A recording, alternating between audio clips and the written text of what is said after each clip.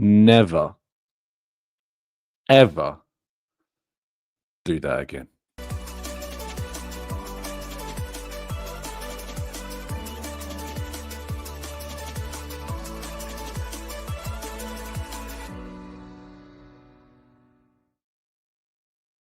Hello and welcome to the Gooner Talk, back again with you guys and girls for another episode of what is the Arsenal Raw Reaction Show, joining you the morning after the near capitulation before. Arsenal win 2-1 over Wolves in a game that, wow.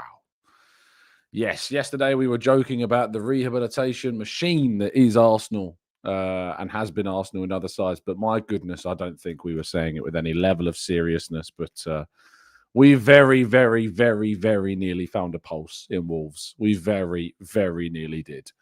And there's very few times I feel as though I've woken up the morning after a game where I've felt the same level of kind of emotion, the same way of a negative sense as I have today. And we won. Like, we won the game. We won yesterday. We won the match. And I feel, I don't feel like we did. I don't feel like we did. But it's so important to continue to put that in my mind and to kind of, tweak however I'm feeling to remind myself we won yesterday. We won the game. We won the game. And that's all that matters, really.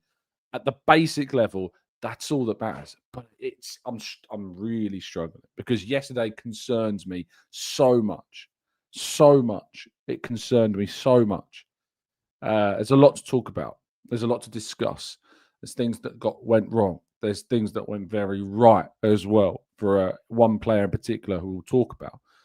There's things that really got under my skin, which I'm going to talk about. It's gonna annoy some people that I talk about these certain things. It always does. You can't please everybody. But and I'm also so grateful that we now have this week, and we'll talk about that as well. But good morning to you all. Thank you so much, as always, for tuning in and joining me. Really appreciate your time. Paul, good morning to you, to Isoa, to Franklin. We've got PM1, we've got Paul, we've got, we've got Tom, we've got Prince, we've got Claire in the chat, we've got Fizzy, Arasilki, Mandy, Claire, Paul, good morning to you all. Jeffrey, Sean in the chat box as well. Sid joins us too this morning. Mohammed, Maximius, Matt G. Thank you to all of you for listening and tuning in. Greatly appreciate you being here and greatly appreciate you listening and tuning in. Plenty more of you can see as well. Jacob Shesh, Jeffrey, Maria, Leroy. Good morning, everybody. Thank you so much for listening and taking the time out of your Sundays to join me in the chat box. So let's jump into this. Let's jump into this. Yeah, look, I tweeted out this morning. If you've ever, Hitch is one of my favorite films of all time. If you've ever seen the scene in the film Hitch where Kevin James does his dance moves, and at the end, Will Smith's character turns around and is just like, never, never, never, ever do that again. And Kevin James, I'm just expressing myself. No, not like that. You're not. No, that's not allowed. That's categorically never, ever, ever allowed to happen ever again. And that's how I feel. I will say that. And it's so funny because, as many of you know, the unwritten rule is you're not allowed to celebrate in the press box. You are categorically not allowed to celebrate in the press box. Kind of. Like, you're never going to get... I've never been seen anyone, nor have I ever been told off for celebrating if it happens, and I have done it, to be honest with you. Sometimes your emotion takes over. That's the most I've celebrated, I think. I'm trying to think, maybe Nelson Bournemouth might just top it. But I tell you, in North London Derby, I didn't move. I was rooted to my seat, typing away. Eza scores again. Eza scores again. Excited, jubilant, don't get me wrong, but working, typing, focused, unmoved.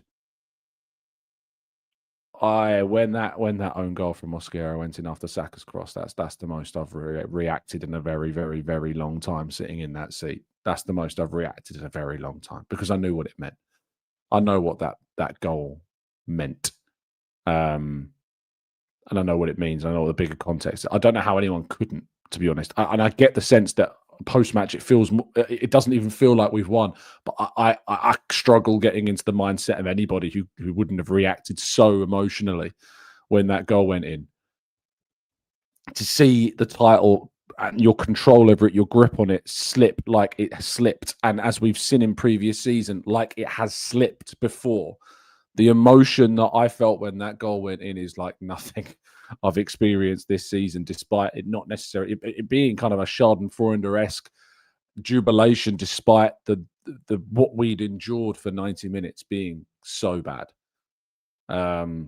So bad. And I'll come on to some fan stuff a little bit later on in the show as well. I need to hold my hands up a little bit here. So the lineup, we'll come on to Ben White separately shortly, because I need to admit that I was wrong, because I absolutely was. And we'll talk about that. I was a little surprised by some of the aspects of the lineup. I was surprised that both Rice and Zubimendi started. I thought it might be Eze and Ødegaard. I thought we might be a little bit more proactive, and I think in retrospect we probably should have been. Eze had a very poor game. Was invisible. I know we were talking about how like we can never play him on the left again after Villa. So bad on the left. He wasn't much better playing in this role in this game. I really love Emirates Eze, and I think he's gonna bring moments for us. He's gonna bring some moments for us. But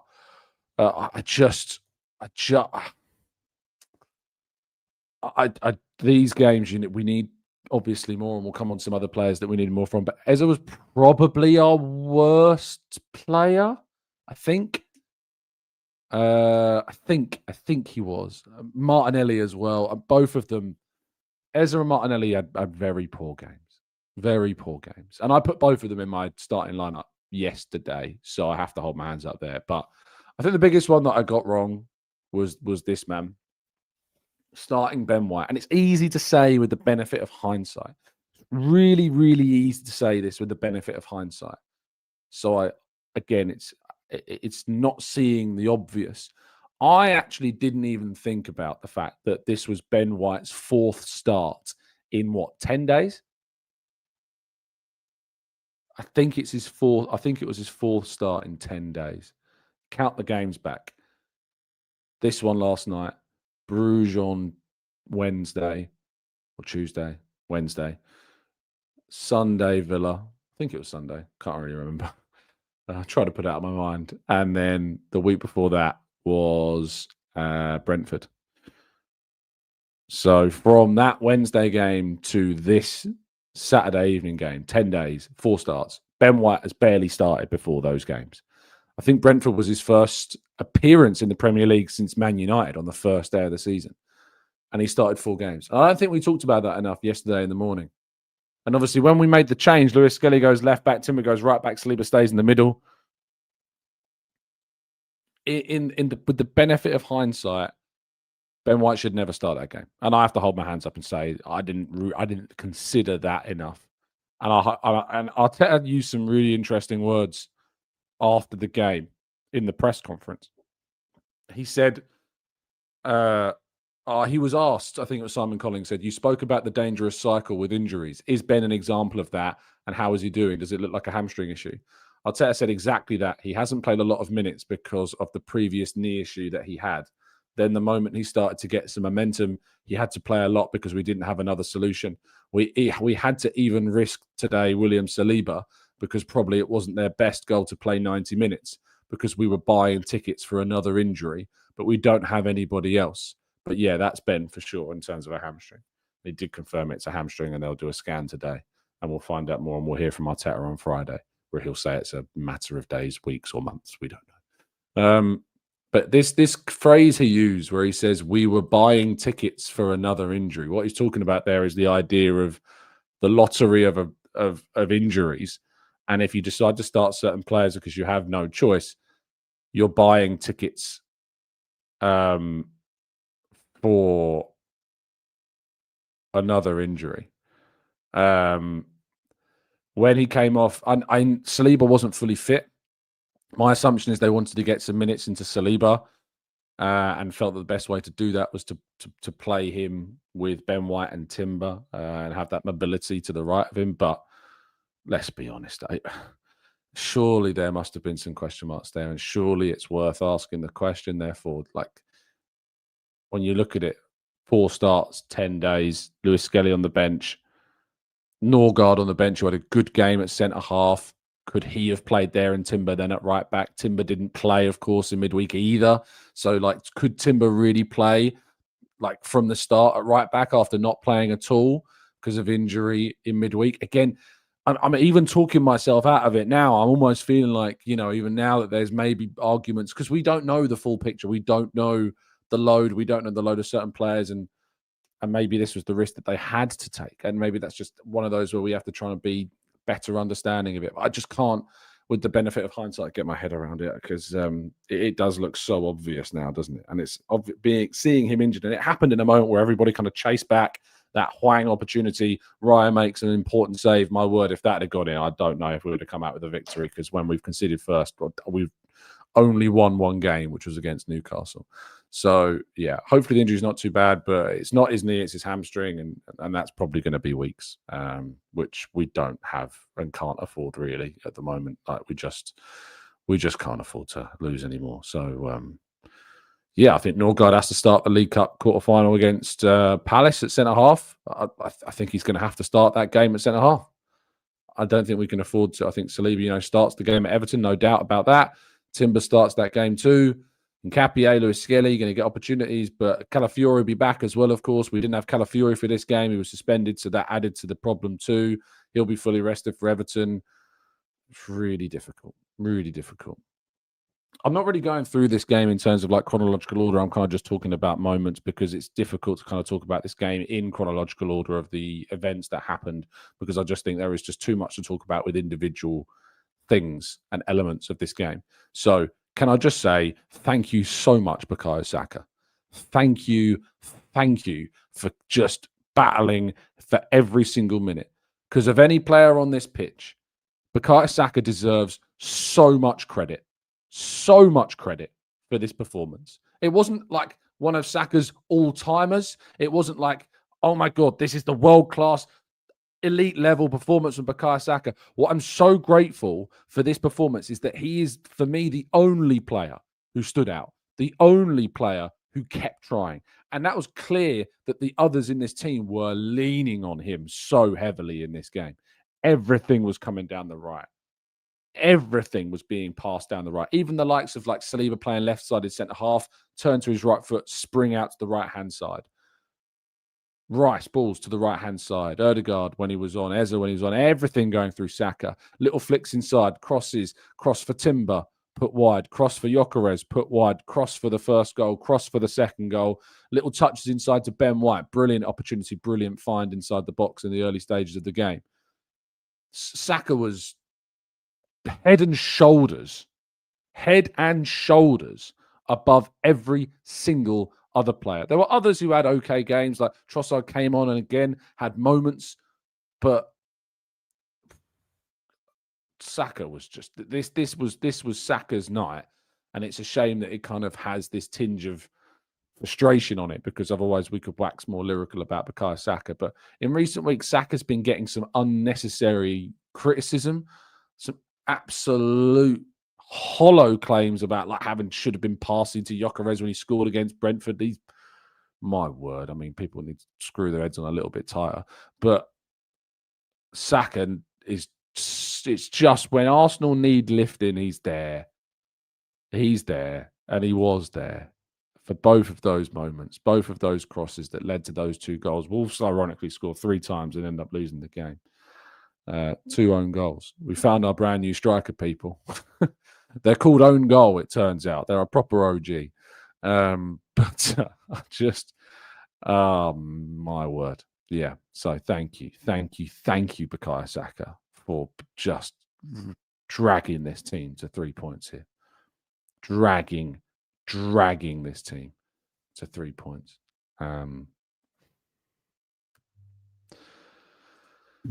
Okay, here's your warning. We're going to talk about Gyokeres and Jesus now. So, I always feel like I have to preface every single time I do this because there's some sensitive souls that get very frustrated if I mention anything slightly negative about Viktor Gyokeres. So if you need to leave the show now, here's your warning. If you can't accept that a player that you like is about to get some criticism, please leave the building. I will say second half improved. I want to say dramatically, but he improved. Second half, Gyokeres improved. His hold-up play improved. He had that spin and shot that maybe could have been a goal, maybe, but maybe not in the form that he's in. There's a nice pass when he got the ball through the middle, turned, played it, I think, to Saka. Had that headed chance that went wide. First half was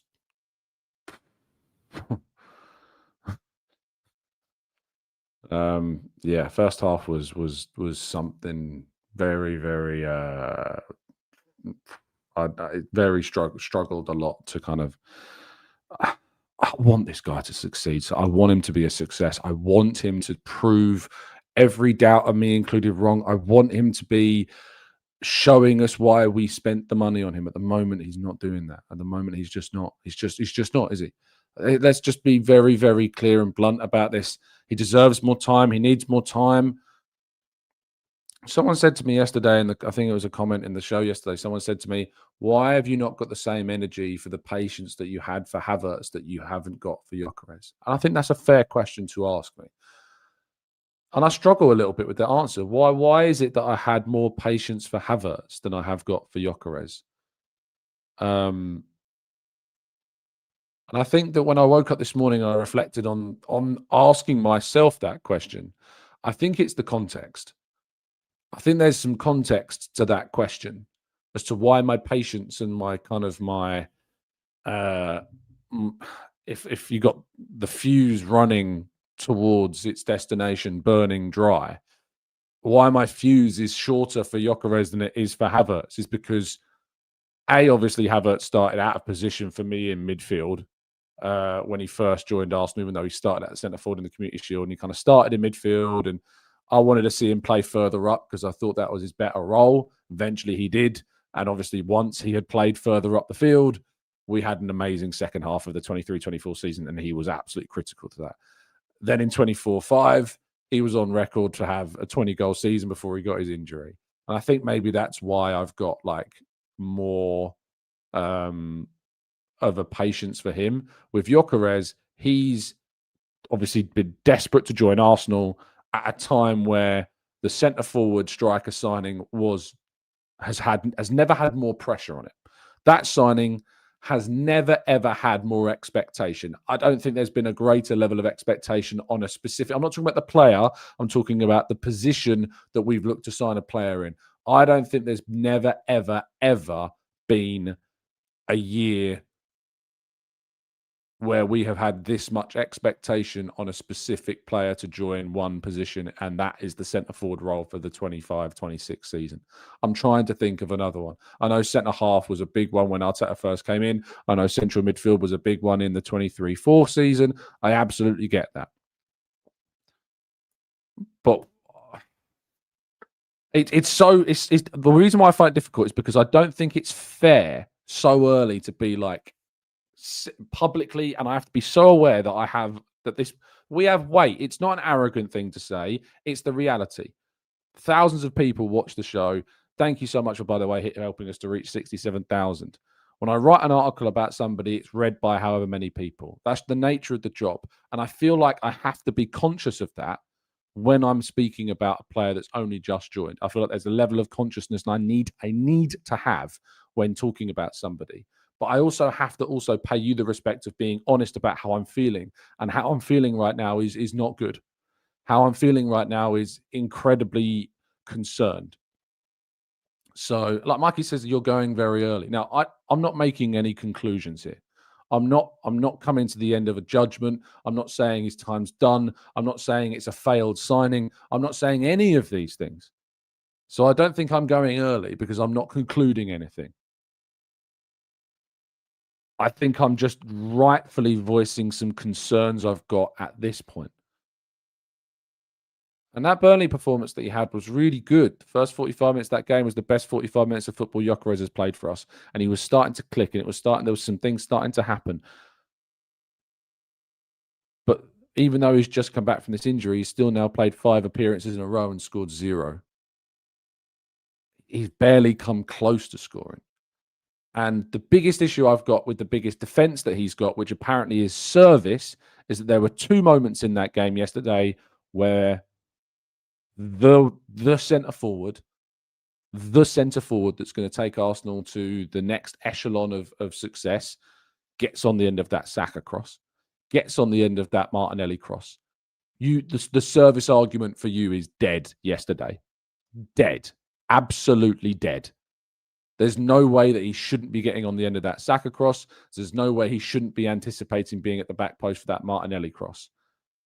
That service argument yesterday was dead. Nothing. Zilch. If you try and argue the service argument yesterday, I'm sorry, but you're coming up very short.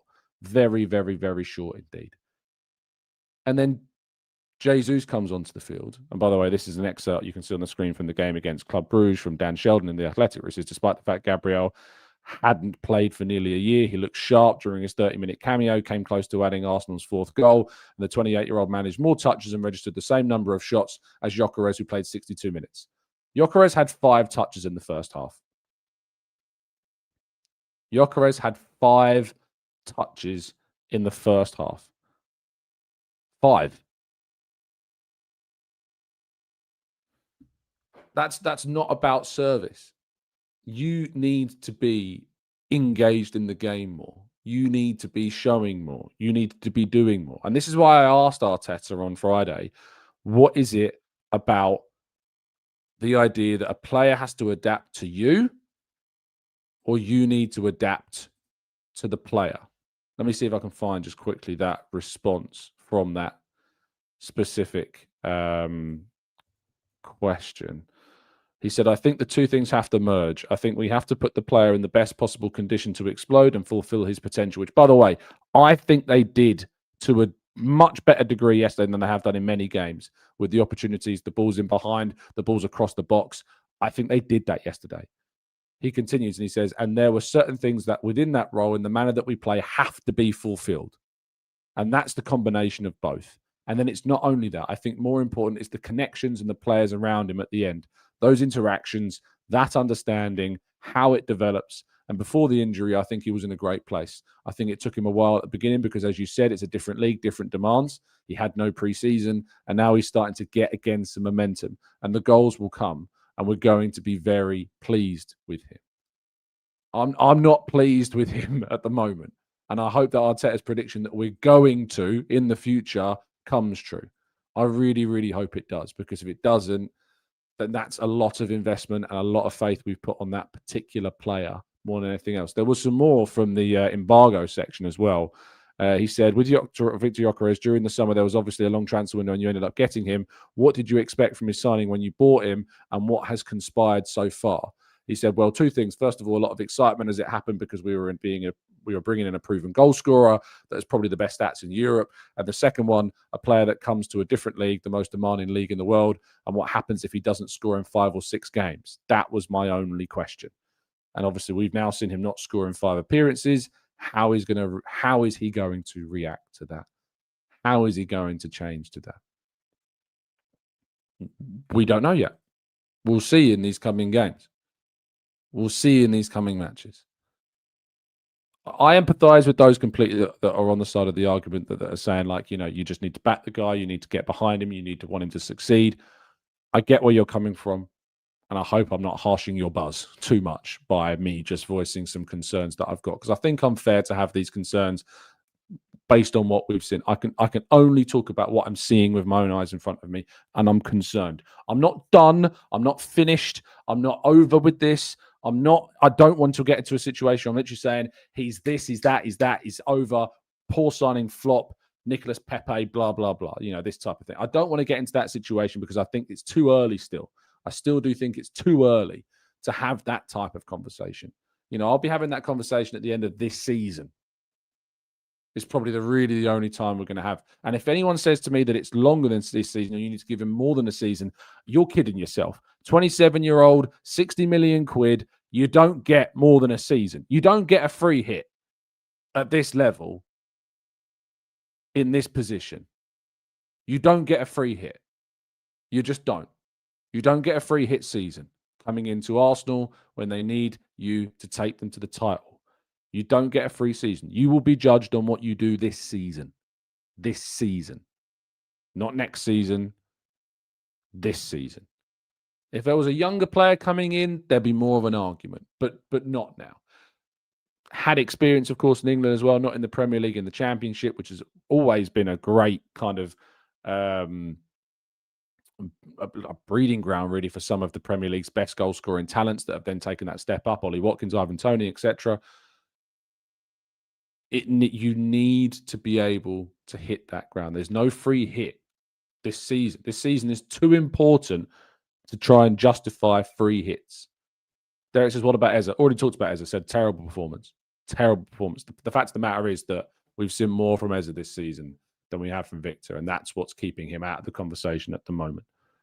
Havertz was, what, 24 when we signed him, I think? I think Havertz was 24. 23, 24. I think he was 24, Havertz, when we signed him. So 3 years younger. Let's talk about Jesus, because it'll put more of a smile on my face than I've got right now.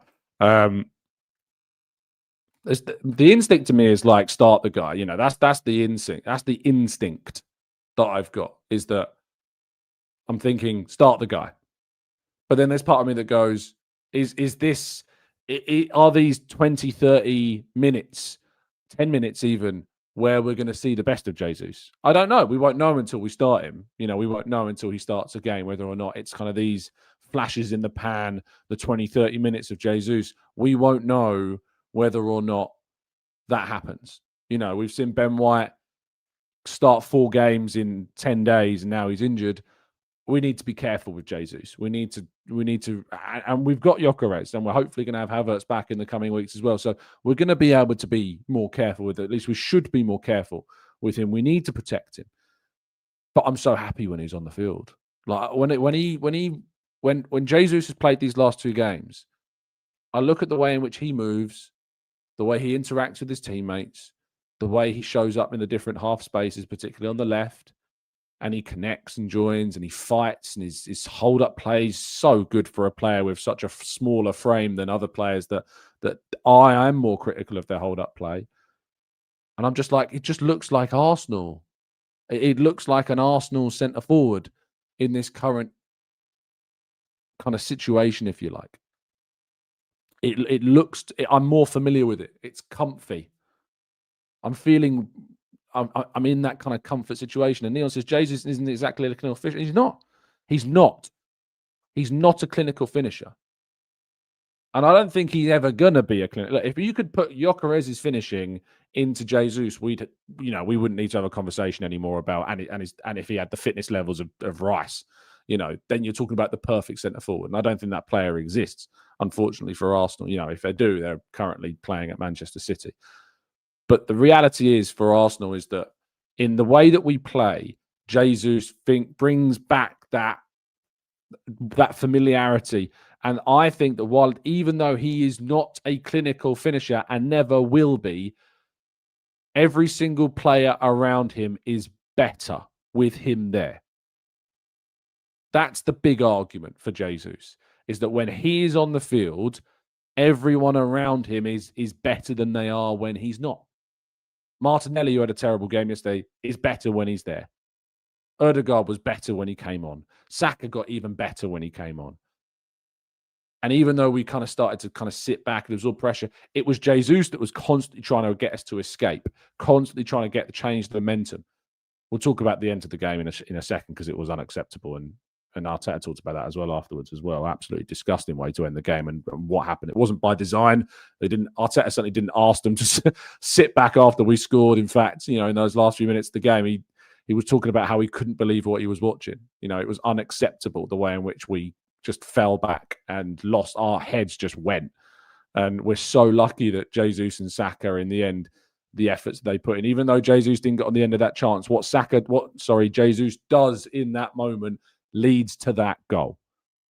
There's no debate about that. What Jesus does when that Saka cross comes in is the reason that ball goes in the back of the net off Mosquera. If Jesus isn't doing what he's doing, if he's not making that run, making that movement, making that leap, Mosquera isn't making that mistake. Period. He's so important to that goal. He's as close to being credited for a goal that isn't his as you can get with what he did for that goal. So for me, it's just the end to that game as well. But Jesus, does he start Everton?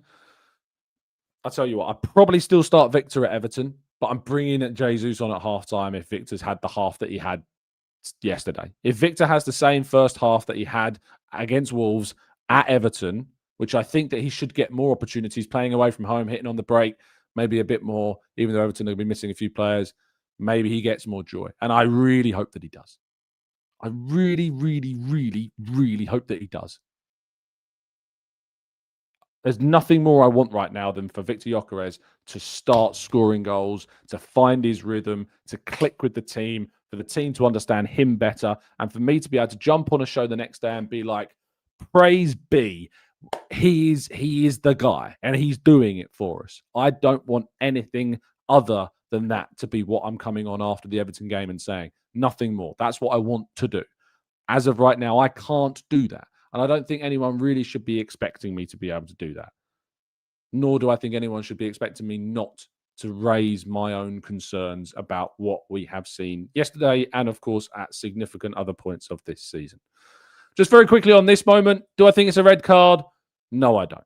I don't think this is a red card. I think it's a yellow card. I think it's absolutely mental that Rob Jones did not give Hee-Chan Hwang a yellow card. The fact he got away with zero punishment for this is beyond comprehension. I cannot understand that, but I don't want to see these challenges giving us a red card. They're not for me a red card. It's low. The studs are going down. It's not anywhere close to the Moises Caicedo situation. Luis Skelly is lucky that he kind of jumps out the way. Maybe it could have been worse, but I don't. Did he get a yellow? I didn't think he got a yellow. Oh, he did get a yellow. Okay, some of you are telling me that he did. I must have missed that. I didn't think he got one. I thought someone on the bench for Wolves got a yellow, but I didn't. I didn't see Hee-Chan Hwang. Apparently, a lot of you said that he did get a yellow, so maybe he did. I missed that, but yeah, thank goodness he did, because it was definitely a yellow, but it wasn't a red card for me. But yeah, Arteta wasn't happy at full time at all. Sitting in his post-match press conference after the game, it's fair to say that he let rip. He says it was a relief, but a very clear understanding that the margin should have been bigger, and after not being precise enough in the first half with the amount of situations that we generated. And I will say that we created a lot of chances in this game. You know, I think that maybe that's gone a little bit under the radar. We did create a fair amount of chances. Martinelli's header at the back post has to be a goal. Has to be a goal. Don't quite understand how he's done what he did there, and he headed it back across goal, but he has to score that. There was a moment where Ben White got in behind after a brilliant pass from Saka. That should probably lead to a much better chance. Timber headed over the bar. Gyokeres headed wide. And Gyokeres had that chance in the second half where he spun and hit wide as well. Trossard had a couple of chances. You know, we created chances in this game. There's no doubt about that. But again, it just was that lack of precision, as Arteta says at the end. We didn't pick the right colour shirt in so many situations. Yeah, we misplayed passes. We were poor. We were sloppy. Sloppy is the word. It was a sloppy performance. Sloppy performance. Keep saying it. It sounds worse every time I say it, but yeah, it was. That is the word to describe yesterday. It was so sloppy. I think we did it. We generated more chances to score a goal, but after we had a period of 2 or 3 minutes in deep, totally passive, horrible defensive habits that is nowhere near the level that is required against a team that hasn't had a single shot. He did forget about the Hee-Chan Hwang shot in the first half, I will say that. The first time that he had the opportunity to do it, they scored the goal, and this is the Premier League. Unfortunately, we are relieved because we managed to score a goal at the end and go on winning, but we need to improve in the sense for sure. He said there were times, the question was asked, there were times, I think last season, I think it was Gary Cottrell, the season before maybe, where you wouldn't have come back and won a game like that. The grit and determination you showed to come back as opposed to the late equaliser, is that the difference that makes a Premier League winner? I love his answer here. That's something very positive, But I don't put it down to sometimes, resilience and go up now. It's what happened before. We should have stopped the source before, and that's on us. You have to give credit to Wolves and what they've done. I watched the game when they played at Stamford Bridge, when they played against Villa, and how unlucky they were not to get anything. So I knew it wasn't going to be an easy game at all. But we made it even harder with what we did in the manner that we considered the goal, and that's unacceptable. I love it when he says, I don't put it down to, resilience, go now. Like, he could easily have sat there and said, we show great resilience to go and get that goal. And he said, he said it. I could sit here and say that. I could sit here and we show great resilience. We show great fight, great strength, great inspiration to go and get that winner. And that's the sign of champions. That's the sign of a side that's X, Y, and Z. And he said he could have said that, but he's not saying that because he's, excuse my French, he's pissed off. He is so angry with what he saw. It was so evident that he was so angry with what he saw in every interview that he did, because that isn't the level. That's not the expectation. That is just not what this Arsenal team is about. We are about defensive solidity, fighting for every ball, accurate passing, chance creation, and everybody stepping up to the level. And that was sloppy. Pure and simple. And he owned that. And I've asked Arteta to take accountability after draws and defeats when he hasn't done. I've asked him to take accountability in certain moments where he said that we've dominated games, we deserved more from them, when in the end we didn't get anything. And in my opinion, he's not always taken accountability for those, and I want to see that more. But yesterday, when we won the game, he took full accountability and absolutely hammered in the reason that he had to hammer. He absolutely hammered them. And rightfully so, because I wasn't too fussed about the setup. I wasn't too fussed about the approach. I think it's strange. You can clearly see it was a player issue on the day. The selection of Ben White's the only thing really that I'm pointing the finger at. The changes needed to be made. The changes were made, but even then the changes didn't do too much. They have done in previous games, but again, the Odegaard improved things. I thought Marino was pretty much invisible again all game. He's had two really poor performances now, Marino in midfield, and it almost feels like, if you're going to play him, you got to play him at centre forward. I almost felt like Gyokeres was going to come off when I saw Marino coming on, but he didn't. Wasn't very good. And Trossard, to be fair to him, did have a bright performance again, coming off the bench, which is, I can't wait till Trossard is fully fit and can start at left wing because we need him. In terms of what I asked him, I said, and this is kind of how I felt, I said, I know there's always a lesson to be learned from every game, but is there a game like today where you just think, let's just put that in a box, forget that ever happened and move on to the next one? Because that's how I almost feel like. I think I turned to Charles and Charles said to me, let's never talk about this game ever again. And I was like, well, we've got to do the show in the morning. So other than that, we'll do the show. And once we've done the show, we'll never talk about this again. I personally think this is one of those games that after game, midweek game, game, midweek game, game, midweek game, game, midweek game. This is the first week off we're having since August 25th. That's the last time Arsenal had a week off. Because international breaks, they're playing 2 games during those international breaks. The players that go away, most of them. So when the season's on, when domestic football is playing, this is the first week off of a midweek game that we have had since August 25th. It goes for a lot of other teams as well. I'm not saying it doesn't, but from a personal point of view, when we have lost so many big players and injuries have been peppering our season, the fact that we just moved 5 points clear and fingers crossed we can see Palace do us a favour against City later on today and whoever Aston Villa are playing as well. The fact of the matter is that was the culmination of a period of games where we have just deteriorated. There was a great... Did I read you the answer earlier on where he said... he was asked, what do you think now this week that you have off before you go to Everton to stay top of the table at Christmas? He says, well, what we have to do now is reset, give them 2 days and they can decompress in a little bit and then we have a long week that we can prepare. When we don't train, there are things that slowly deteriorate and certain habits that start to deteriorate because you don't train them and you use that opportunity to do so. Give everybody a boost because we know that the Christmas period is a lot of times undefined and we want to be on top of it. When I tell you that, as I said before, this is the first week. This is the first week where we've not got a midweek game in domestic football since August 25th.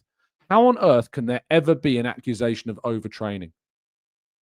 How can anyone argue that they're overtrained when we have weekend game, recovery day, training, game, recovery day, bit of training, maybe another training day, game. How can you say or argue ever that they're overtrained when they're barely training? And those sessions aren't long. Arteta described the fact that they had a 20-minute session before Bruges. That was it. That's all they had. 20 minutes. 20 minutes. Because they had to recover from the weekend. They had injuries that players were recovering from, and some players only had 20 minutes. 20 minutes training. Yet apparently they're being overtrained. Come on. You can't still tell me that your tinfoil hat is screwed on that tightly that you still think they're being overtrained when this is the first midweek where we actually get 2 recovery days and a week of proper training. Surely you can't tell me that you still believe they're being overtrained. You can absolutely talk about the in-game management. It's still not perfect. You can absolutely talk about some of the selection decisions, like Ben White, for example, is contributing to injuries that probably shouldn't need to be happening.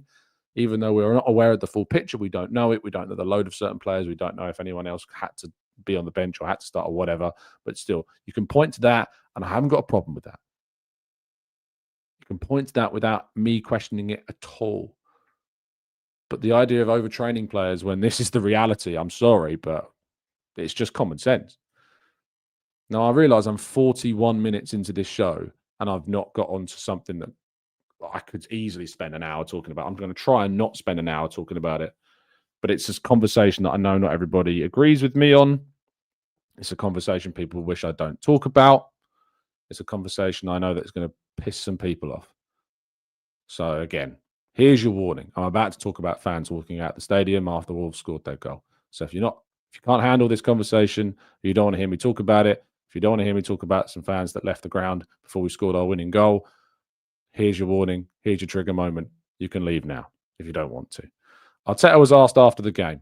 David Heitner from the Guardian asked and said, "It felt very flat inside the stadium in the first half today. I don't know if you felt that as well, but I suppose the question is, did you feel there was complacency inside the stadium today?" Which is quite a pointed question. It's very clear. Were the fans complacent inside the stadium? It's effectively what's being asked there. Arteta says, "I don't know. Before Brentford, I called everybody at 7:30, and today was a late kickoff. I forgot to say that." It's kind of a little light-hearted response. And, I don't know about that. He then said, "But at the end, we have to completely do the game if we want to get that as well. So there's nothing to question to our supporters. It has to come from us," which is really important. He said that. In the last minute, everybody was cheering and jumping. Obviously, that's normal and understanding. Hopefully, we can do it from the first minute. What he's saying is all the energy that was expired in those final minutes, celebrating that goal, have that energy from the start. Maybe obviously not the amount of energy you would have when you score, but have a level of energy from minute one to really back the team. And it was an expectant crowd in there yesterday. I was as well. It was an expectant crowd.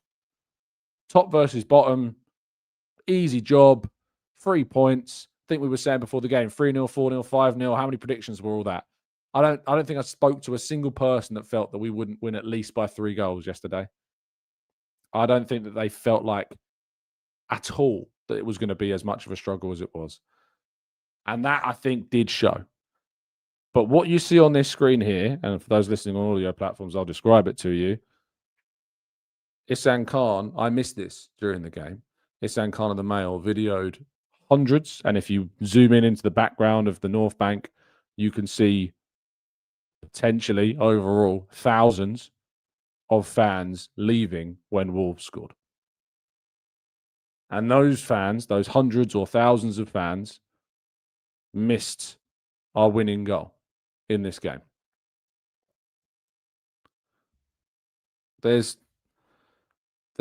things that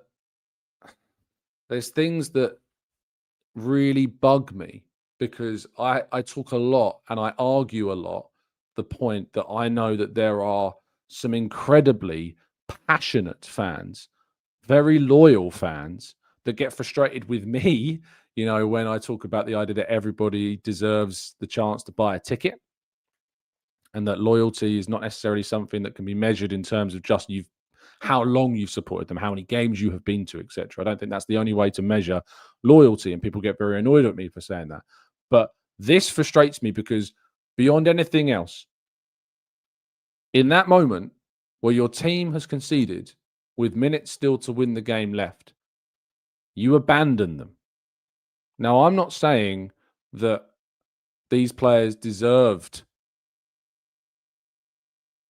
the most undivided, unquestioning, loyal screaming and shouting from their performance. I'm not saying that that's the case, but there was one person on that pitch, at least one person on that pitch that gave everything from minute 0 to the final whistle. And he is the reason that Arsenal have all 3 points from that game. And his name is Bukayo Saka. And if, for me, in that moment that Wolves scored, you cannot stay in your seat, you cannot roar in response, then I'm sorry, but you have no right to turn around and complain if things don't go well. You have no right to that seat over somebody that will sit there for every second.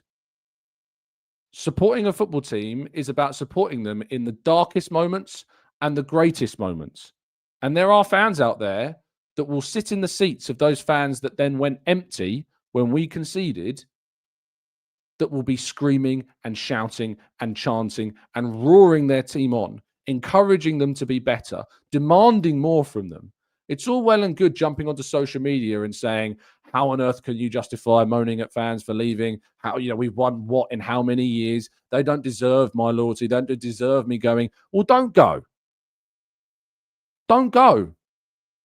If you can't be there through thick and thin, if you can't be there through the hardest times like you're happy to be there through the happiest of times, don't go. Because someone should go that will do that. Because football isn't, you're not entitled to zilch. If you've picked Arsenal as your club because we won stuff, that's I'm sorry, but if you've picked that reason, then you have to understand that we're not always going to win stuff because this is sport and no one's entitled to anything ever when you're a fan of a football club. There are fans that support teams that have never won anything. There are fans of those clubs that have never won anything that are there from minute 1 to the final whistle if they lose 5-0, 6-0, 7-0. If they've not, there were a period, I think, where Coventry had never gone above a certain point in the championship for something like a ridiculous amount of years. And there'll be fans of that club that are now watching their team fight to be in the Premier League that deserve to be where they are because they have sat and fought and chanted and sung and backed their team to the hilt. And I think about the Emirates Stadium right now is that all the talk about expanding the stadium, I don't think we can have a serious conversation about expanding the stadium genuinely. I think there are too many examples of games like yesterday where tickets are going up on the exchange. Loads of tickets are going up on the exchange. How can we justify an expansion of the Emirates Stadium when a game against Wolves, where Arsenal are only 2 points in the lead in the title race, are in desperate need of their support in the stadium, that we need to expand the capacity? To expand the capacity of that stadium. It does. There's something not quite right there. There's something not quite clicking for me that makes me think, yeah, expanding the stadium is the next step. I personally think that improving the stadium is what needs to be done first before we think about expanding it. Infrastructure, the seating, and a lot of the concourse and things like that. That needs to be improved first before we think about expansions. But that's a different conversation. Going back to this. It's so frustrating to me. And there is no single fan I feel that can justify it. The only people that I can get behind, the only argument is that if they literally have no choice and that them leaving in that moment means that they can only get home then. Now, you tell me what train is going to be missed because you weren't there for those last 4 minutes, which might have an extra 10 to 15 minutes difference on you getting out with the queues. Now, from a personal point of view, and I might be being naive, so I'm asking you to help me out. And if you're one of those fans that are sitting there going, Tom, I had to get my train, and if I don't leave on that minute, I'm going to miss it. And I would have left on that minute regardless of what was going to happen. If that's you and you're being 100% genuine that you had to leave in that moment, no matter what the scoreline was, no matter what the moment was, because if you didn't leave in that moment, you weren't going to get home, that's the only excuse I can accept. That's the only reason I can accept. But I come from a personal point of view where after the final whistle, I'm at the Emirates personally for another hour working. I then go and get the train. I get a train home away from London, outside of London, to the outskirts of London in the south. And there's a train after the train I got, and there's one more train after that. Now, I know that's not going to be the case in all cases, but I know that for me, I can leave the stadium an hour after the game is finished to get a train that goes outside of London, and there's still 2 more trains to go after that. So please explain to me a scenario for you where that is not the case, where you couldn't leave the stadium 4 minutes later after the final whistle has gone, and you categorically can guarantee me you will not get home. Because I'm yet to see and be given an example of that where that is the case. And I would love to be given that example before anybody comes back at me and says they've got trains to catch, and they won't catch those trains if they don't leave. So please, please feel free to volunteer that scenario. Those Wolves fans that sat in that stadium, those Wolves fans have watched their team pick up 2 points all season. 2 points all season. And they're coming to the team that are supposedly going to walk over them, that are top of the league and are favourites at the moment to win the title. And they're following their team home and away everywhere. They're watching them regardless of how lacking in hope that they are. Huge respect to those Wolves supporters. Huge respect to those Wolves supporters. Alex comes back and says, respectfully, the purchase of a ticket gives the fan a right to express themselves as they see fit. I would never challenge one supporter of the club without knowing them. Alex, you're absolutely right. Respectfully, the purchase of a ticket gives that fan the right to do what they want. Equally, I have the right to voice my opinion about what I think about their decision to leave the team before the end of the game. So respectfully, I'm still entitled to this opinion. You're entitled to say that they are indeed entitled to act, behave what they want within reason with the decision that they've got with that seat. They can treat that seat however they want. But I am also equally entitled to have my view on that and voice it as I'm doing here. So it's not really a gotcha because I'm equally entitled to give my view. And I think abandoning the team in a moment that they really needed them is not acceptable. And I would much rather, in my honest opinion, have someone sitting in that seat that is going to shout and scream and back that side until the very end. Because at the very minimum, Bukayo Saka deserved that based on his performance alone. Absolutely deserved that alone. Alex, to be fair, says, agree, Tom. I have not called you out on your opinion. I'm just presenting the opinion in a safe forum, and that's fair. And I accept that, Alex. I'm just pointing out that while I agree with you, they have the right to do that, to do with that seat as they please. This is my opinion on that person's decision to then leave. You know, they have the right to do with that seat as they wish within reason. But for the action to abandon the team when they really needed them with minutes to go, and then, of course, despite those people leaving, yeah. Anyway, I've done a pet peeve of mine, and I've not said that I'm very grateful for everybody that stayed. And I think sometimes I do fall in the trap, as I have done there, of focusing on the negative, when instead I should have probably started by praising those fans that stayed, because there was a lot more of them that were in the ground than weren't. So can I just say I apologize for not doing that first? Because for those of you that did stay, for those of you that did get to enjoy that last minute winner, thank you. Thank you, thank you, thank you. And I apologize that I didn't start that little mini rant by saying thank you to you first, because this is a topic that's quite emotional. I get quite emotional about this topic because it's something that I really feel passionate about, because I know so many fans who are desperate to go to games to scream their lungs out and support this team, and have very rarely or even never had the opportunity to do so, and get marginalized and abused, sometimes xenophobically, sometimes racially, just because they're not from around the corner. So that's why it's quite an emotive topic for me. But I do apologize that I didn't credit and give praise to the fans that did stay first, because I absolutely should have done. So apologies for that.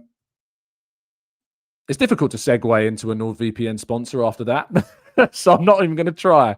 We are going to go to part 2 and your questions very shortly. But if you're in, dear me for just a second to let you know, if you do go to nordvpn.com/Gooner, you can get yourself a significant discount off a 1 or a 2-year plan. If you need a VPN service for whatever reason, the VPN service that is for you, that is the one that you have to absolutely go and get, it is NordVPN. So please do go over to nordvpn.com/Gooner, get yourself a significant discount off a 1 or a 2-year plan. There's 4 months extra thrown in free. There's a 30-day money-back guarantee on top of that as well. You can listen to your favorites abroad in all the territories that are supported by Nord. Shield your data from snoopers and criminals. All the usual lovely stuff. Thank you to Nord as always.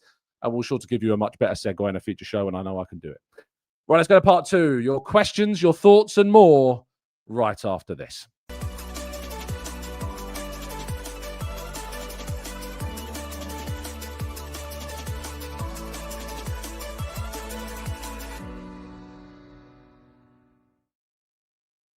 Right, this is part 2 of today's show where we are starting 55 minutes into the show. Probably the latest I've ever started part 2.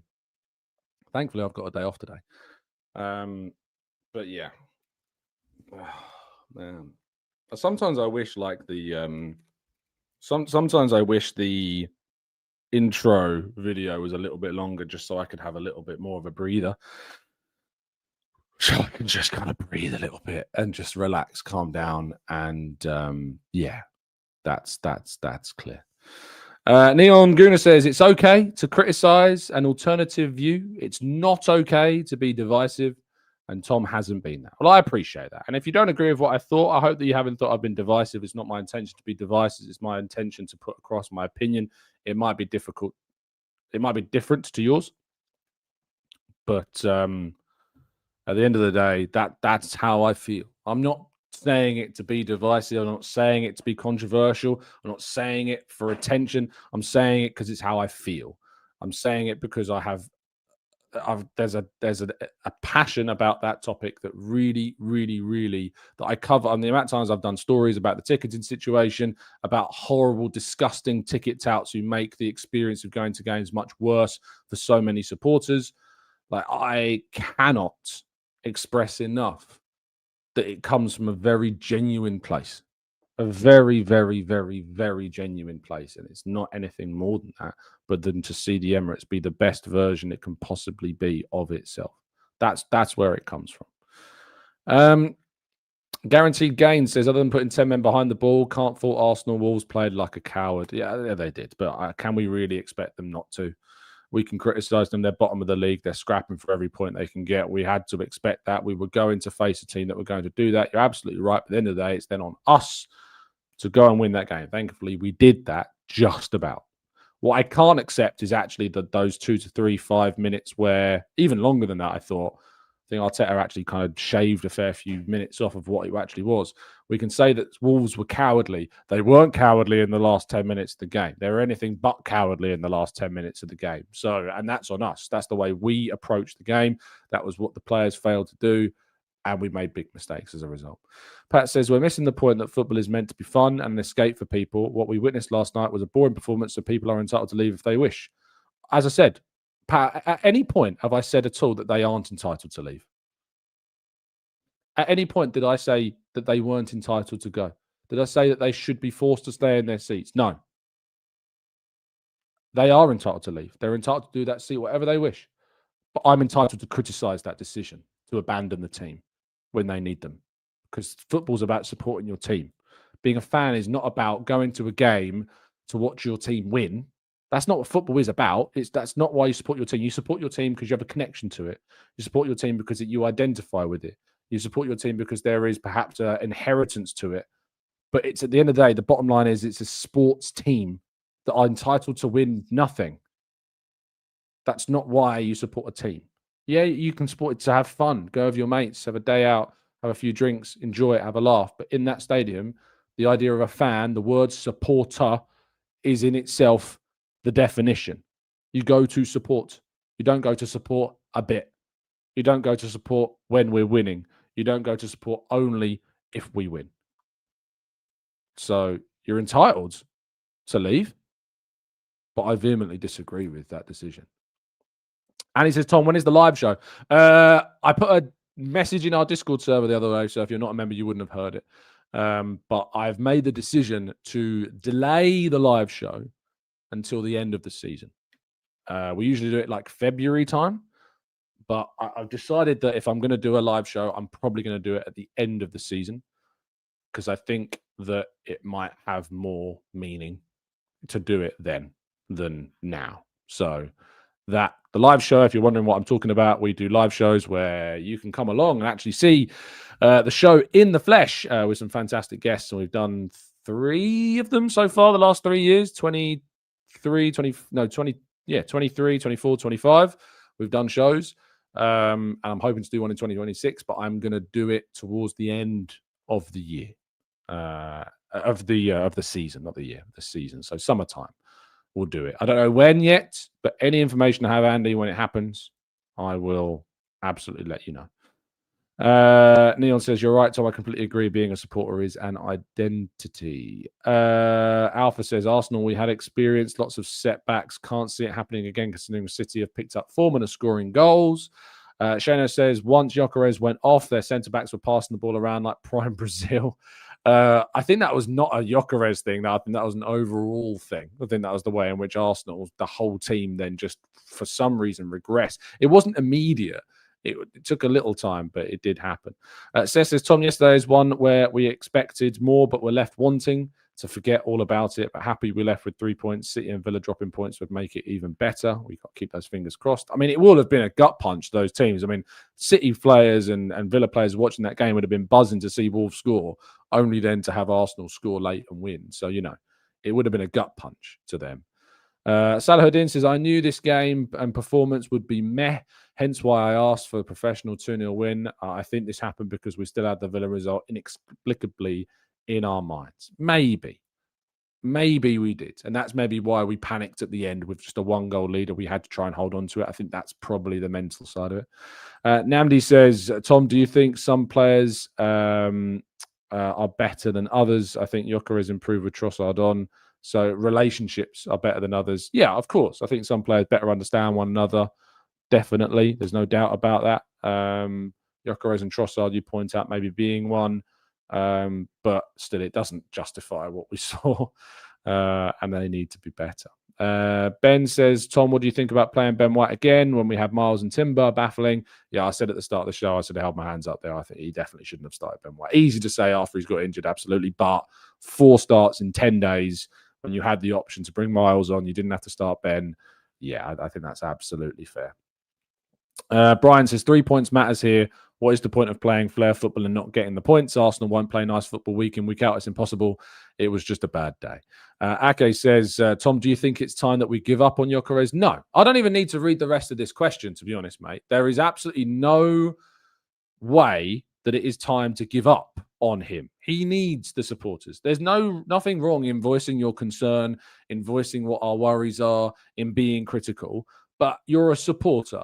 You support the players, you back them to the hilt until they leave, unless they do something ridiculous that means they shouldn't have our support. But while he's an Arsenal player, while he's pulling on that red and white, we back him and hope that he wins and succeeds and scores. That if he goes close, that he's on the ball, he gets cheered.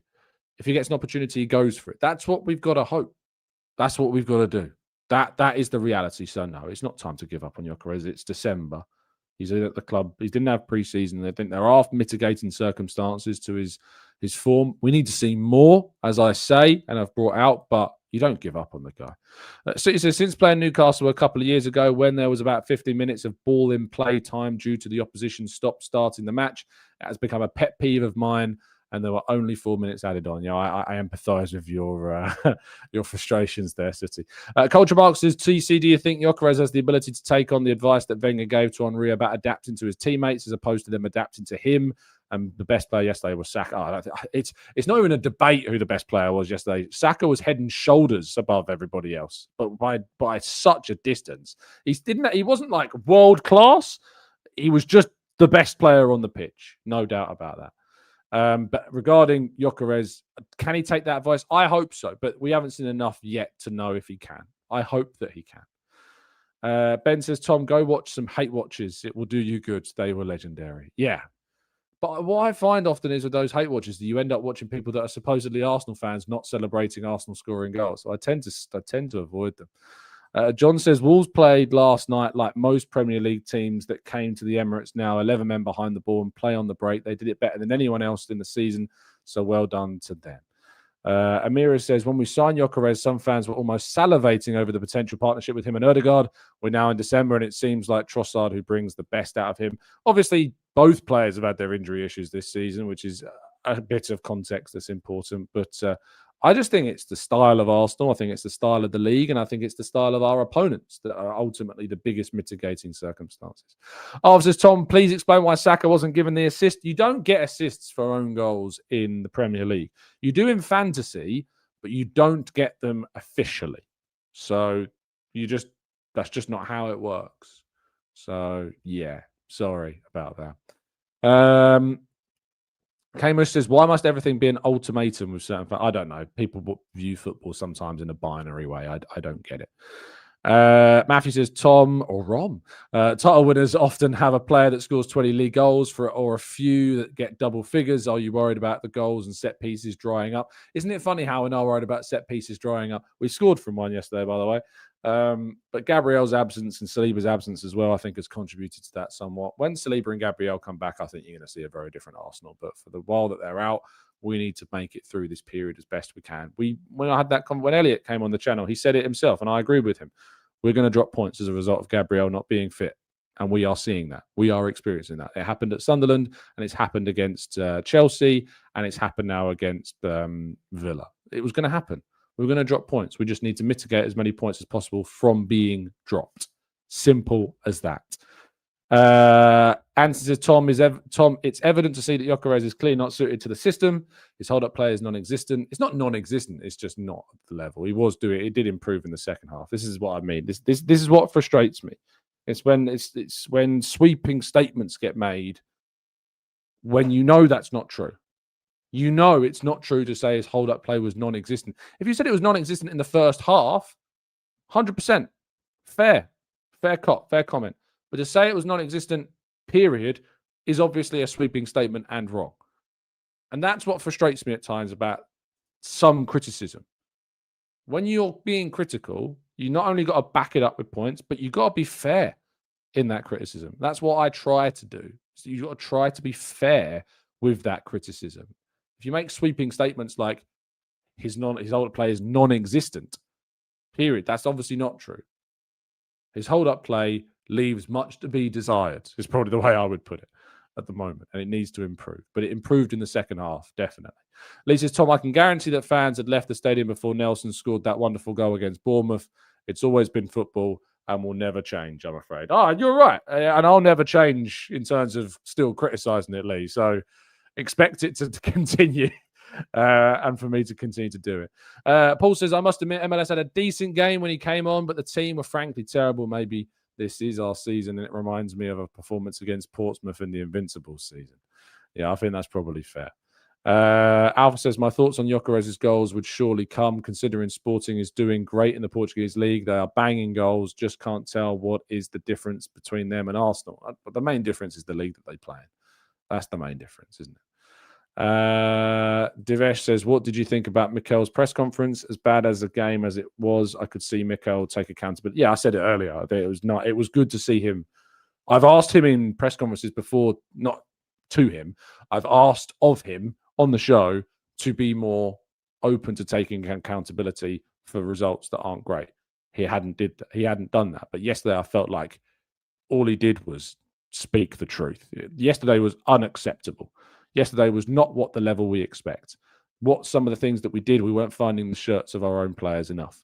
The level dropped. He was spot on. His press conference, I don't think, could have been much better. I think he was absolutely spot on with how he broke down the game. I still think he's at fault for the Ben White injury, but I don't think you're going to see him turn around and admit that. Matt says, it took me a while, but I've run the numbers and worked out that if we win all of our remaining games, that we win the league. Is that true? Did that take you very long, Matt, to work that out? Mark says, TC, I believe this result and Arteta's reaction will have a positive reaction in the next game. What do you think? Well, maybe. I thought that after Villa. and it's not necessarily happened yet. Anthony C2 says, guys, give him time. Even if he doesn't get the goals we want with Sweden not qualifying for the World Cup, he will get a proper rest and have a proper preseason. That's way in the future, mate. That's way in the future. Next season, I'm not thinking about next season. I don't care about next season. I care about this season. I don't care about a preseason now. I'm being very blunt and honest with you here. I mean it with respect, but I don't care. I do not care about preseason and next season. Every ounce of my attention is on the here and now, on the next game, on winning the title. So he needs to do more. He needs to do more now. He wasn't bought for next season. He was bought for this season. Period. No debating. Zero. Lee says, Tom, last season Liverpool won the league by sometimes playing ugly, and you have to win games like this, like that. Oh, yeah, absolutely. I don't disagree with that. Doesn't mean that you then don't talk about what didn't work or what needs to improve after that too. Pavlino says, with some people there can be hard statements and no patience for anything. Let's speak when all the team is fully fit. That's probably not going to happen, mate. That's probably not going to happen. It's highly unlikely that the whole team is going to be fit for 4 to 5 months. Then we have to accept that. That's why we've spent as much money as we've spent. That's why we've signed the 8 players that we signed. It's as simple as that. Zuman says, you was criticizing people who had the same opinion on Havertz. Could you please give me more context? Because I haven't got a clue what you're talking about. I haven't got a clue. Because the difference between Havertz's start to life at Arsenal and Gyokeres' start to life at Arsenal is very different. It's very different. The context of when they joined is different. The position that they're playing is different. The role that they're being asked to do is different. The expectations about the natural fit for the position is different. And the outcomes are different. So you're not on the level here at all. At all. So different. So different. Joseph says, Tom, the only reason that you are not patient with Gyokeres is because you wanted Šeško. Because when I remember how you used to defend Havertz, the energy is very different. It's people that aren't listening, unfortunately. I'm not going to get dragged into kind of these, like the trolly side of the comment section, because the reality is, if you remember, yes, I wanted Šeško. But that doesn't mean that I'm not then going to be objective about it. If Šeško was doing the same thing as what Gyokeres is doing now, there would be a conversation about it. Šeško would get a little bit more leeway because of his age bracket. That definitely does change the context slightly, not loads, but slightly. The fact of the matter is that Gyokeres is 27 and joining the club in his supposed prime, and we spent a lot of money for this specific season.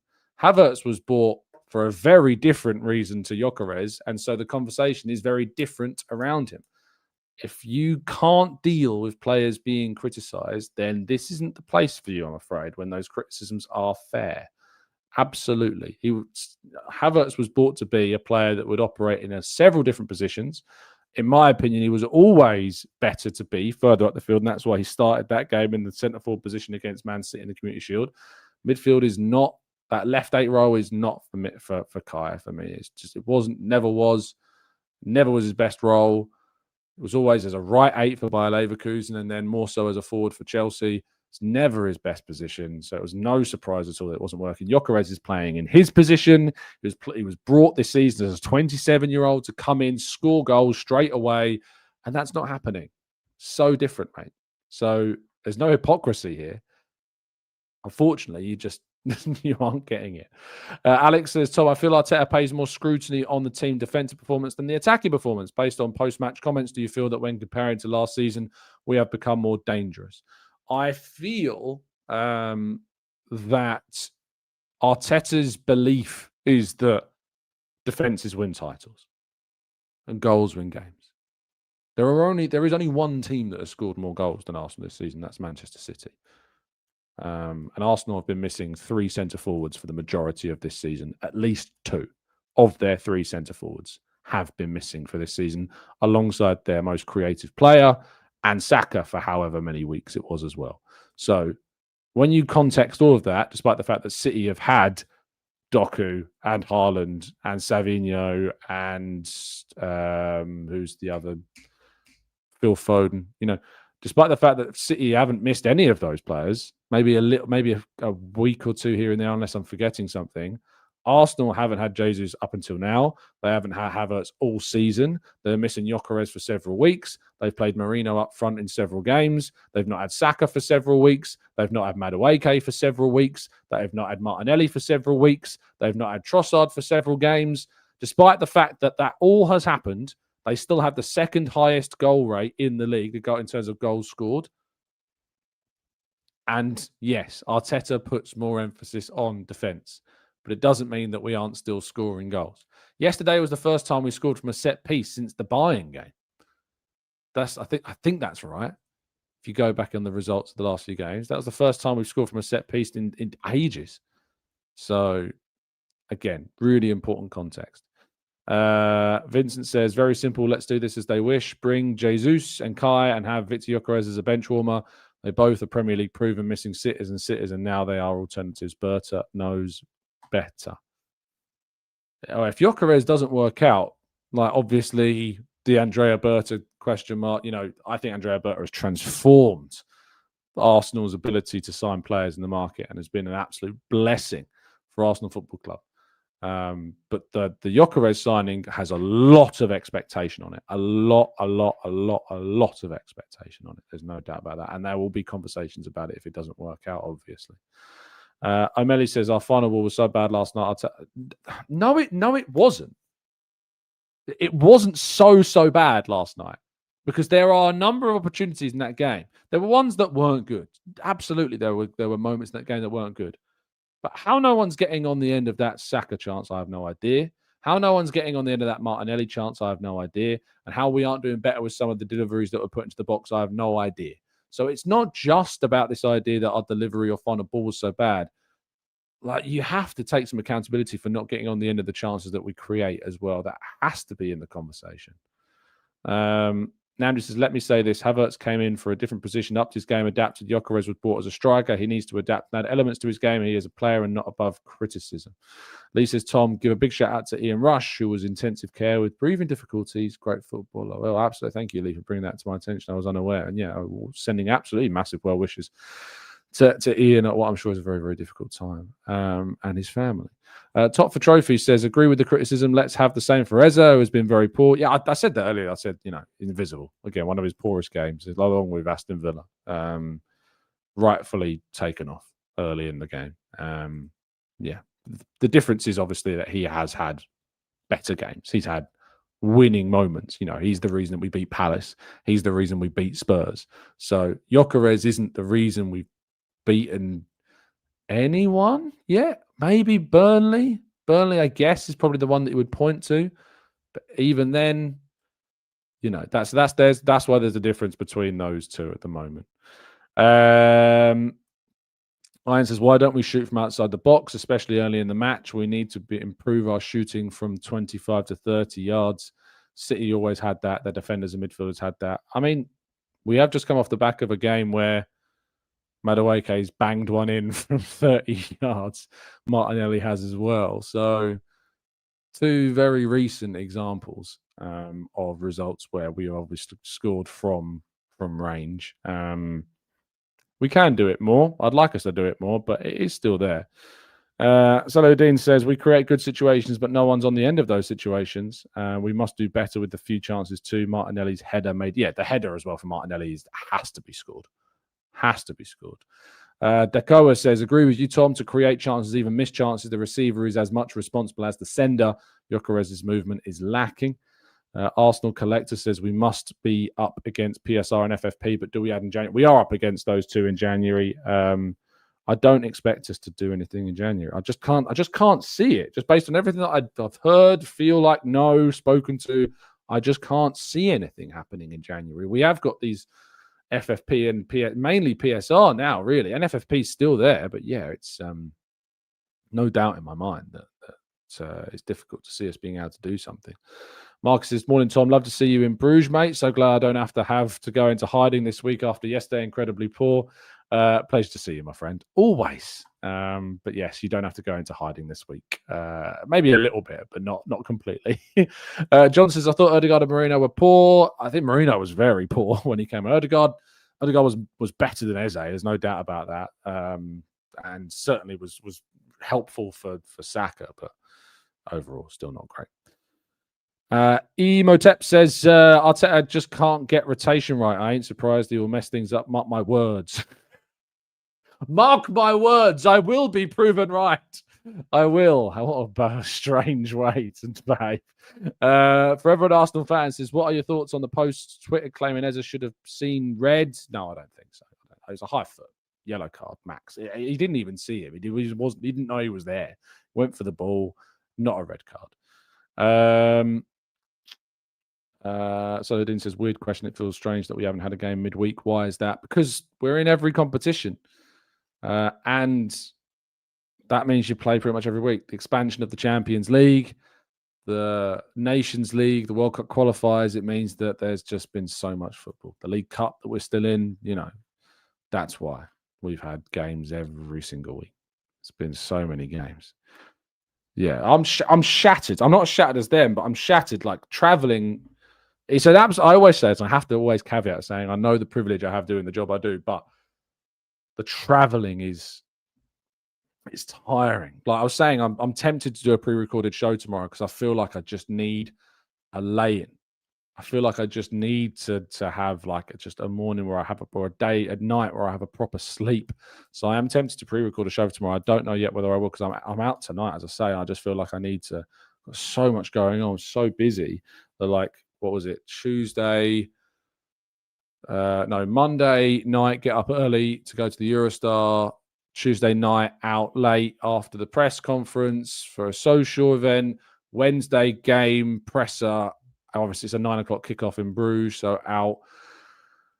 Get home about 1. Didn't go out, just got home from the game about 1:30 in the morning. Thursday, get back from Bruges, late Eurostar, so got back about 6. Met family in the evening because I hadn't seen them in so many days, so got back late. Woke up early Friday, 9:30 press conference, so I had to leave the house before 7 a.m. Get back Friday night. I had to do a late lift. So again, not much sleeps, and then obviously today. So I'm broken, is what I am. I'm absolutely broken at this point. So yeah, if it's a pre-recorded show, I apologize in advance. I don't know if it will. There will definitely be a show for you tomorrow, whatever. Yeah, yeah, you're right. I am living the dream. It's a dream job, and I don't take it for granted. But I have to tell you, when I am shattered, and I am shattered. I am broken, it feels like. And yesterday's performance did not give me the energy at all that I needed. And I've got another late night tonight, as I say. So, yeah, it's a lot. It's a lot at the moment. Anthony says, how many more points do we need to guarantee Champions League qualification? I think we've effectively done 1. I think we need 1 point. But we want to win both games, don't we? And Mel says, I know Arteta was slamming trash bins and saying nowhere near it after the game. Yeah, you can imagine what he was like in that dressing room. Lee says, Tom would be more comfortable seats keeping fans in longer. Maybe. Top 4 says, maybe you just found the reason, Tom. The team is shattered. I mean, if I'm shattered, surely they're shattered. Surely they're shattered if I am. Imhotep says, Arteta ruined strikers. Attack plays is rubbish. Yes, attack plays rubbish. Is what did he do? As a manager, he broke the record for the goal scoring heights of Arsenal Football Club, but it's a manager's rubbish. I don't know. I know that you tell me I shouldn't give these comments energy because they are, with respect, I don't know if saying stupid's too far, but I mean they're just so easily like disproven. I get it. Like saying his attack play is rubbish when he managed a team that scored more goals than the Invincibles. He's the highest Premier League goal scoring record as an Arsenal manager. Like clearly his attack play isn't rubbish, but like so it baffles me that you still get fans that believe this crap. Like it's still and the worrying thing is that I know that they really believe that, and they're not just trolling. They actually believe that. Someone somewhere has made them believe that, despite all the evidence, despite Arsenal being the second highest goal scorers in the Premier League this season, despite the fact that they have broken goal scoring records as a club under this manager. Like it's still like, it still baffles me that some genuinely believe that. It's mad. It is mad. It's also mad that still more than 900 of you are watching. You're mad. I'm mad that I'm still here after an hour and 25 minutes, but it feels like a morning where I just needed this therapy session to just speak for an hour and a half to you. There's no doubt in my mind that I needed this therapy session. Maybe you did as well. Matthew says, stop reading them. Read sensible comments like mine. The problem is that I do read everything pretty much. And often I do forget to kind of like, vet a comment before I read it. It can get us in trouble sometimes. But like, yeah, I try and give you all the benefit of the doubt. I try and read as many of your comments as I can.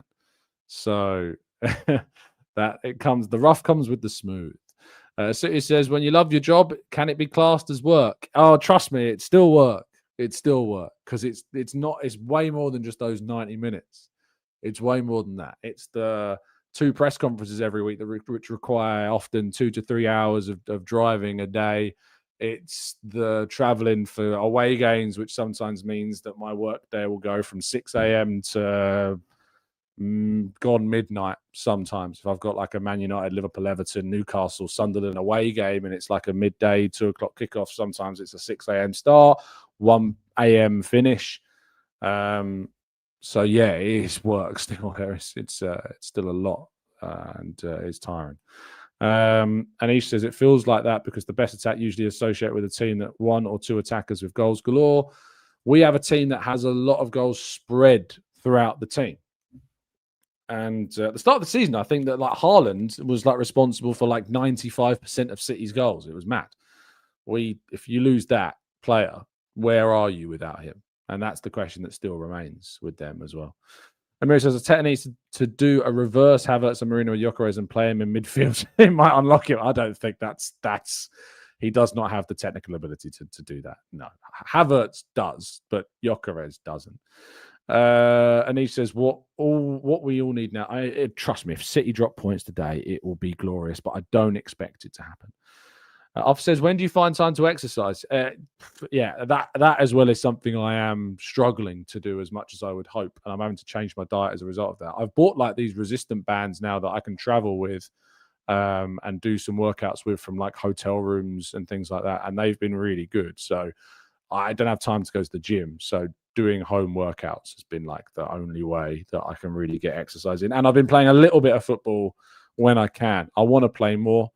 I'm not, but there's part of me that's always like, and if you're good at football, you won't know what this is like because I'm not particularly great at football. I can hold my own on pitch. I mean well. I put myself about. I'll get into a challenge. I can play a decent pass, but like my first touch isn't amazing. My footballing brain on the pitch, while it's I can write about football, talk about football on the pitch, like my brain doesn't work fast enough in certain moments to do certain things. My touch isn't good enough to do certain things. I haven't got the skill to pull off things. And that's why sometimes I find, and anyone else who's kind of similar to me of a similar level of football, like you really desperately want to play football and you love it, but you almost feel like if you play football sometimes that the people around you are judging you for not being good enough. And I felt like that the other week. I played a bit of football with some people I'd never played with before. And it's just it's tough. I joined a vets team here locally, really welcoming group of lads. They'd never say it to my face, I'm sure, but there are times where we're doing drills and stuff, and like I'll mess up a pass or I'll misplace a cross, or because they do proper drills, and I appreciate that, and it does make you better as a person, as a player. But I know my level. I'm never going to be good enough to do things I want to do, but like that can definitely put you off a little bit. But and I find running so boring. Like I really struggle with running as an activity. My missus loves it, absolutely loves running, but I need to like be doing something to do that exercise. That's why I find the gym so boring. And I just do the exercise, like the workouts, the resistance band stuff, just because like if I don't, then when am I going to do anything? But like, yeah, I need like a purpose to do the exercise, and football and sport gives you that purpose, but it can be hard. Plus, it's like I done my knee the other week as well. Like I took all the skin off my knee. I messed up like a pass in the box and gave away a goal, and like trying to recover my mistake, I slid in the box across like 3G, but it was like rough 3G, and it just took all the skin off my knee for no point as well, because the goal went in anyway, and it's just like, Why did I do that? I was playing with Ed Aarons from The Guardian and Alex Howe from BBC, and just like, I just embarrassed myself completely in front of them. It was wonderful. Jay Hayo says, embarrassing performance, but 3 points, so all good. Killer says, 20-minute hit training. Yeah, and I've done hits before, like video on the counter, follow the hit training session. Again, I just struggle with it. I find it so boring. It's really hard. I need to play sports, do exercise, and it's just, it's hard. But I still do exercise. I just have to force myself to do it. Tony says, Tom, I don't understand running going to a place you've already been. Yeah, that's very much how I feel about it.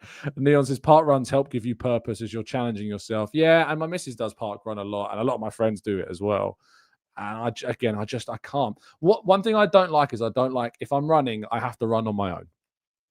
I have to run on my own because, if you watched Alex Howe's, and to be fair, it was in part because I was slightly hungover after the Tuesday night.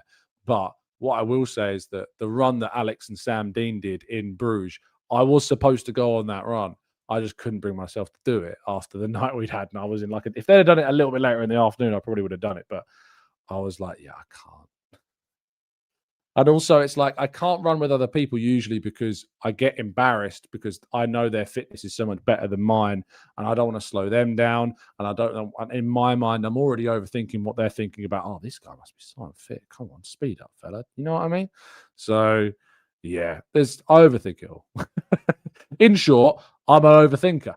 That's the reality of it. Anyway, I knew this was a therapy session about Arsenal, but I didn't realize it was going to be a therapy session about my issues with exercise. It's turned into that. Paolo says, Tom, is there any truth in Manchester United's interest in Ethan? I haven't heard anything myself, but that doesn't mean it's not real. And I definitely know that there are clubs that are monitored. Ethan is being watched by a lot of clubs. Not necessarily like specifics on who, but he's being watched by a lot of teams. He's coveted by a lot of teams. One team I do know in particular is obviously Borussia Dortmund. Very keen. Chelsea have shown an interest in him as well, but it wouldn't shock me if he was sold in the summer. It really wouldn't shock me at all. Well, anyway, I'm going to wrap this up because I've been going for 90 minutes and, I've put in more effort than some of the players did last night in 90 minutes, but we've done it. I'm only joking.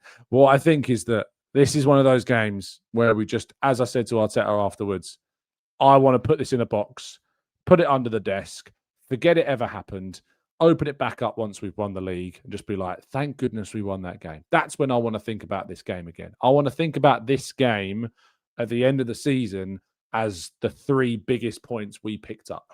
That's how I want to think back on this game. That's how I want to view it. So in my opinion, put it in a box, put it away, forget it ever happened until hopefully we pick something up in terms of silverware and we can look back on that game and say, that game was awful, but it turned out to be a massive, massive, massive, massive 3 points. So I hope that's what we do. Thank you for listening. I hope you've enjoyed it. If you have, drop a like, subscribe. I'll be back with you either with a live or a pre-recorded show tomorrow. We'll round up, of course, everything that happened in the Premier League today. City in action against Crystal Palace. Aston Villa are in action against West Ham. They're both playing away from home. Hopefully some positive results can come our way. Sunderland take on Newcastle at 2 as well, as do Forest and Spurs. Brentford against Leeds, and then Monday night it's Man United against Bournemouth. So that's all the football. Thank you for listening. Stay safe, stay well, stay happy and respectful. And as always, up the Arsenal.